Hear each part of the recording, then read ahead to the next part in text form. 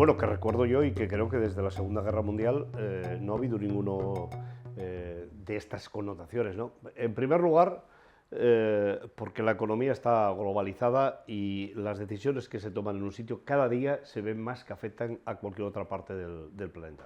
En segundo lugar, porque hay una ofensiva de la llamada internacional del odio que es profundamente ideológica.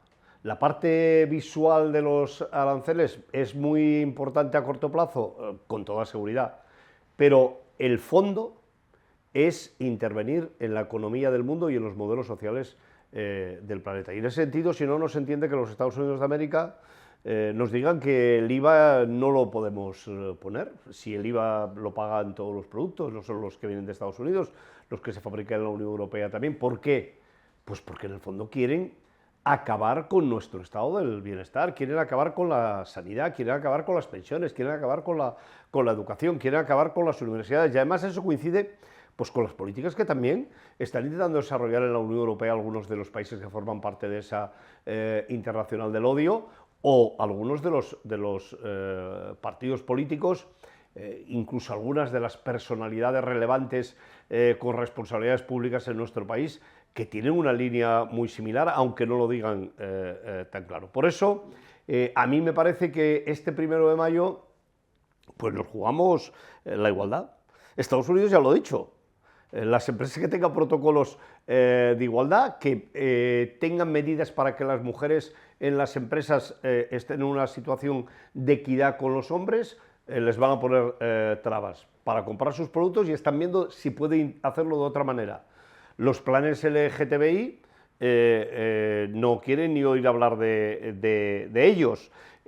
Las políticas que tienen que ver con las universidades las censura ideológicamente en su país. ¿Esto cuánto va a tardar en llegar a pasar en nuestro país? Por eso, a mí me parece que el combate contra la política arancelaria, que ayer que estaba en el Día de los Comuneros, en Villalar de los Comuneros, lo visualizaba, ¿no? Carlos V fue el precursor de aquella revuelta porque quería recaudar mucho dinero para ser emperador. Trump quiere ser emperador del mundo. Creo que nunca se ha visto nadie en la era moderna que quiera ser emperador como Trump. Y lo quiere ser no para los ciudadanos de los Estados Unidos, para las fortunas del planeta. Y es en ese sentido que yo creo que hay que decirle claramente a la gente que seguramente que hay muchas cosas que no coincide con este gobierno, que no coincide con los sindicatos, incluso algunas otras cosas que para ellos pueden tener un peso, que coinciden con la internacional del odio o con otros movimientos políticos, pero si quiere preservar eso, que son cosas de fondo, este es el momento del 1 de mayo, que sepan que hay una inmensa mayoría que no está dispuesta a pasar y que quiere que podamos continuar siendo lo más iguales posibles dentro de lo diversos que somos y mantener la felicidad de las personas, que muchas veces viene de la mano de esa igualdad o de que cada uno ame como quiera y con quien quiera, o tantas otras cuestiones en el día a día como es la educación o el fortalecimiento de las universidades públicas. A mí me parece que la Unión Europea está teniendo una posición sustancialmente correcta. Creo que no hay que caer en provocaciones, que no tenemos que saltar de mañana en mañana con un tuit de un emperador, porque tampoco lo tenemos ni lo queremos. Hay que dar una respuesta serena, contundente, y pensar que los Estados Unidos de América han dejado de ser nuestro aliado fundamental. Nuestros aliados fundamentales los tenemos que construir en un mundo globalizado, con algunos países que es complejo por nuestras sociedades, por los sistemas políticos que tenemos, pero en todo caso partiendo de la base que tenemos que abrir Europa desde el punto de vista de la estrategia comercial y llegar a Canadá, pero también llegar a China o llegar a los países de África o todos los países asiáticos, poder trabajar con ellos. Me parece que eso es fundamental. Y Europa, sobre todo, creo que tiene que tener autonomía estratégica, una palabra de la que llevamos hablando durante mucho tiempo, en muchos campos, la tiene que tener en la fiscalidad, la tiene que tener desde el punto de vista de la producción farmacéutica. Hemos visto durante la pandemia que estamos en pañales en esa materia, o la tiene que tener la política de defensa, también que hemos visto que no solo es la guerra de la invasión de Rusia a Ucrania, sino también lo es la propia producción de la industria militar, que tenemos una dependencia de Estados Unidos absolutamente estúpida, inconsistente. Esos son algunos de los elementos que creo que tienen que ayudarnos a vertebrar una Europa para los europeos, por los europeos y por nuestro modelo. Bueno, en primer lugar, yo creo que hay que valorar positivamente, incluso muy positivamente, que el Gobierno aborde esta situación desde la perspectiva del diálogo social. En segundo lugar, el Gobierno de España tiene en esta materia competencias muy limitadas, porque las competencias son de la Unión Europea en materia de aranceles, en materia de comercio. Dentro de las competencias que tenemos, creo que hay dos cuestiones que hay que poner en marcha, que ya de hecho ya las tiene en marcha. Una es utilizar nuestros servicios exteriores, nuestra influencia en el mundo para abrir nuevos mercados, sobre todo en aquellos productos que van a ser más castigados por las políticas arancelarias de Trump, que una parte de ellos muy importantes son de la agricultura, sobre todo de los pequeños productores agrícolas. Y en segundo lugar, poner en marcha políticas de soporte para que en ese proceso de transición nadie se quede en el camino. Y esas dos cuestiones, hacerlas a partir del diálogo social, me parece que es importante, y creo también que se deben hacer desde el punto de vista del diálogo político, que seguro que es mucho más difícil, pero que tiene mucho sentido que también se hagan desde la perspectiva del diálogo político. Yo creo que se ha notado mucho menos de lo que se hubiera notado si no hubiera irrumpido Trump.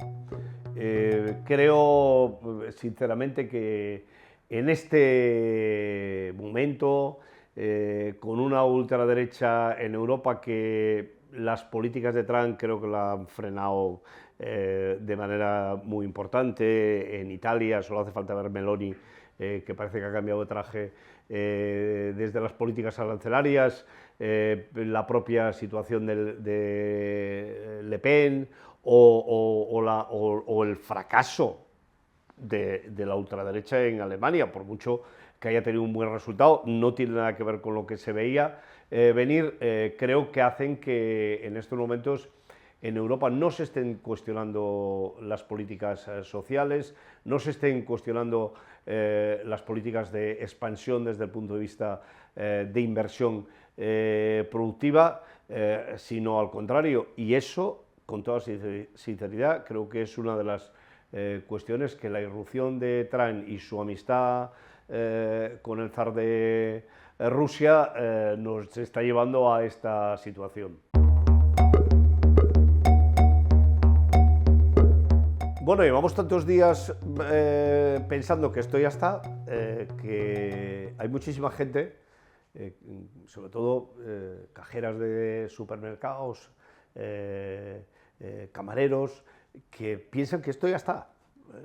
¿Cuándo me lo van a aplicar? ¿Cuándo voy a negociar que tengo que reducir la jornada, en algunos casos 2 horas y media a la semana? Que el que haga ese trámite, pues ya tocaba.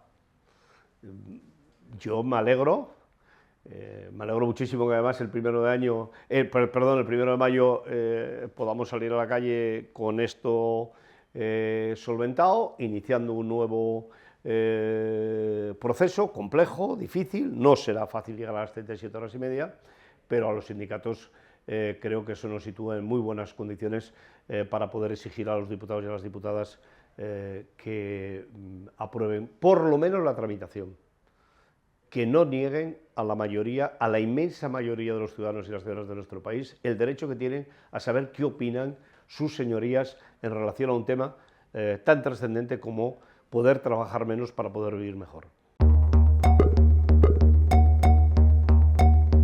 Bueno, no tiene que cambiar de opinión. Yo no tengo ningún dato que me diga que Junts ha tomado una decisión contraria a la tramitación. Repito, a la tramitación. Ellos sabrán qué es lo que hacen. En la sociedad catalana el porcentaje todavía es bastante más alto que en la sociedad española, por lo tanto hay más gente todavía en Cataluña que quiere la reducción del tiempo de trabajo que la media de España, y uno tiene que decidir si está con los suyos, de verdad, con esa mayoría por la que claman cada día, o se plega a minorías que desde la perspectiva de ellos son suyos y no tan suyos. Por tanto, ya tendrán que tomar esa decisión. Nosotros les hemos dicho lo que opinamos.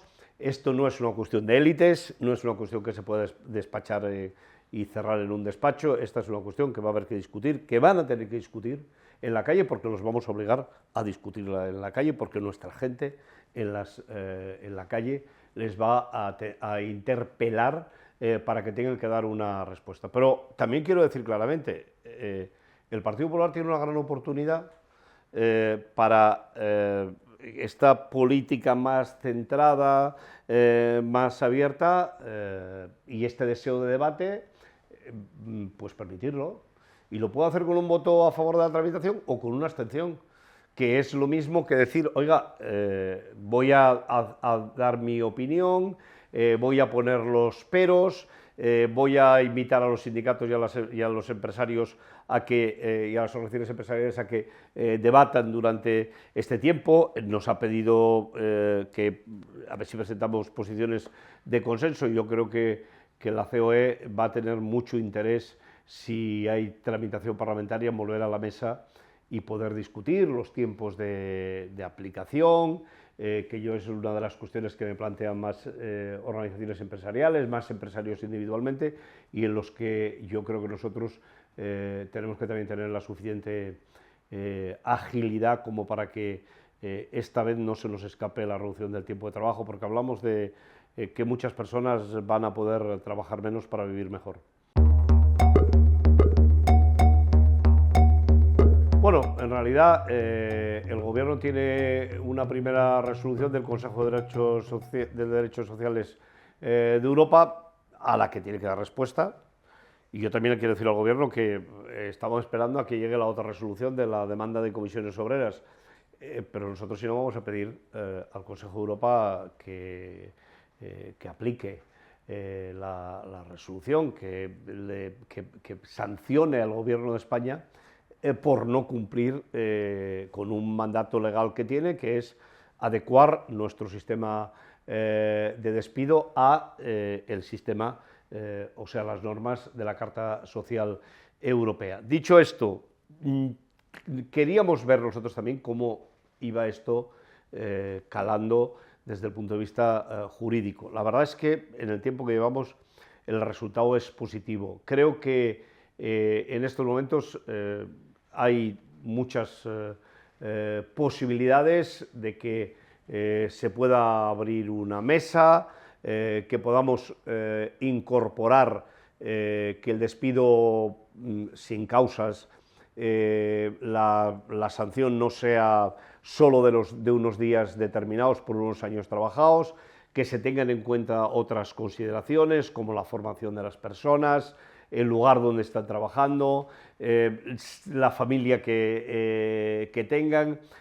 Creo que es el momento de cambiar la legislación, porque nuestra resolución dice claramente que los salarios de tramitación se tienen que restaurar, que cuando una persona es despedida, el tiempo que transcurre entre el despido y la sentencia de una magistratura de trabajo tiene que abonarse, no tiene que ir ahora a cuenta del trabajador como va en estos momentos. Y finalmente nosotros queremos también introducir otro elemento en el debate, que es el que tiene que ver con quién decide si opta por la indemnización o opta por incorporarse al trabajo, que nosotros pensamos que tiene que ser el trabajador y que no tiene que ser la empresa, como es en estos momentos. A nosotros nos gustaría que el tema de la defensa sea situado desde una perspectiva europea. Aquí se trata de ver si Europa se quiere vertebrar con una defensa potente, pero no solo desde el punto de vista de armamento propio, sino también desde el punto de vista de la investigación, del desarrollo, de la propia producción. Hemos descubierto que tenemos una parte de nuestro arsenal militar, que la utilización depende de la autorización de segundos, a pesar de que lo hemos pagado, y por tanto esa autonomía quiere decir también generación de puestos de trabajo, no solo directamente la fabricación de productos militares, sino también desde la propia perspectiva de la investigación y del desarrollo. Los americanos seguramente que no son muy conscientes de hasta qué punto su investigación y desarrollo la hemos estado pagando todos cuando compramos el armamento, ¿no? Me gustaría además que esta financiación en Europa abriera un nuevo capítulo. Creo que la Unión Europea debería ponernos un impuesto a todos los ciudadanos y las ciudadanas para la defensa, para que sea tan transparente, para que hagamos un debate tan profundo, seamos tan conscientes de que este es un elemento que tenemos que introducir, y que lo seamos los españoles como lo son los finlandeses o de cualquier país del norte de Europa, o los polacos, que tienen una frontera efectivamente en estos momentos mucho más amenazada aparentemente que la que podemos tener los ciudadanos del sur de Europa. Dicho esto, que es el modelo, a mí me parece que España debería de haber concitado una mesa de diálogo social para intentar llegar a un acuerdo, una mesa de diálogo político para poder discutir y acordar cuáles son las prioridades, y también de dónde salen los recursos para poder hacer frente a esas prioridades, que en ningún caso pueden ser de políticas sociales actuales, ni de perspectivas de políticas sociales futuras. Yo hoy no sé exactamente los 10.000 millones de euros dónde van a ir, ¿no? ¿Cuánto va a ir a la subida del salario de los militares? Creo sinceramente que se ha de decir claramente, en España los sueldos de la tropa son bajos. Creo que hay que dignificar la profesión. La gente que a los 40 y pico de años obligatoriamente tiene que salir de las Fuerzas Armadas tiene que tener posibilidades en ese tiempo que está de formarse y hacerlo además en unas condiciones de salarios más dignos de los que tiene en estos momentos.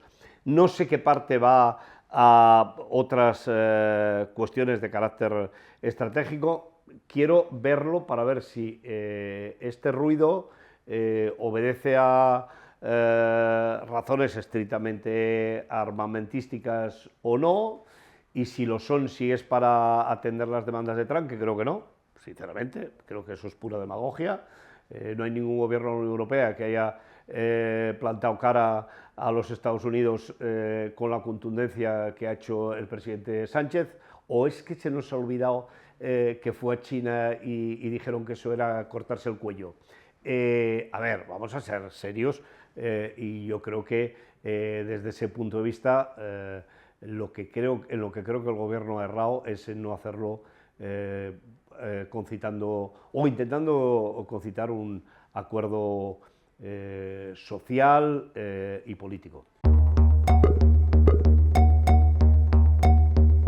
A mí me parece que hay una nueva situación que nadie puede obviar, que hay una parte importante, no sé cuánta, pero hay una parte importante de la sociedad española que no ve de ninguna de las maneras